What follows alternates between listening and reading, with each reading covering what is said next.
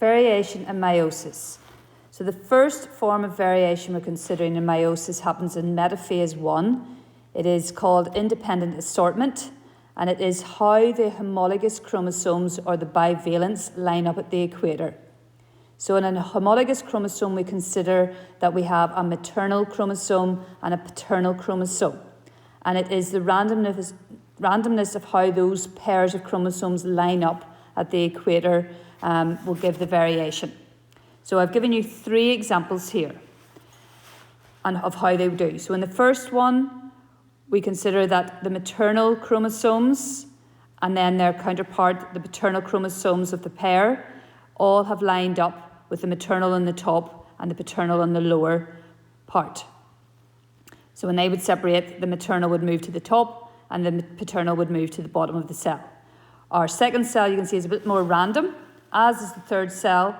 And when we consider that a human cell contains 23 pairs of chromosomes, it is going to be a huge variety of combinations of maternal and paternal chromosomes that are going to be separated once they have lined up in metaphase 1.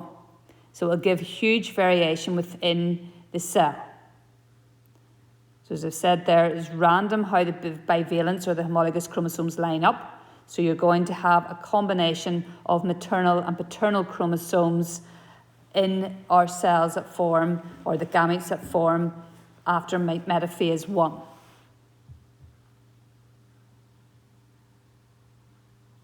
So that is independent assortment. The second form of variation that can occur is crossing over, or is called crossing over. And this occurs during prophase 1. So in prophase 1, our chromosomes condense and become visible. They get into their homologous pairs. And at points where the homologous pairs coil round each other, they can break and rejoin. So the point of contact is called the chiasma. And if it is plural, so more than one contact, is known as chiasmata.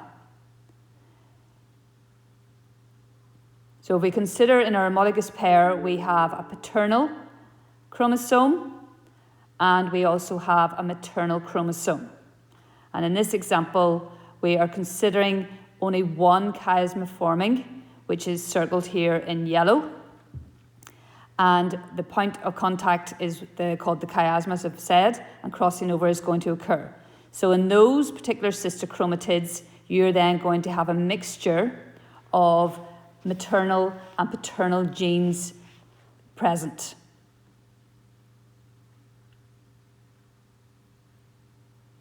So the crossing over, the point on the chromatids break, they will rejoin with the other chromatid.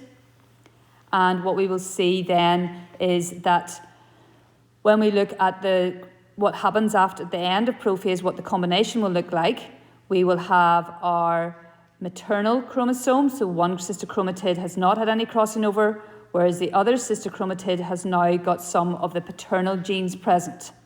It is the same for the paternal chromosome. One of the sister chromatids of the paternal has now got the maternal genes present. So now we have more variation arising within the process of meiosis. So crossing over and independent assortment is how variation arises in meiosis.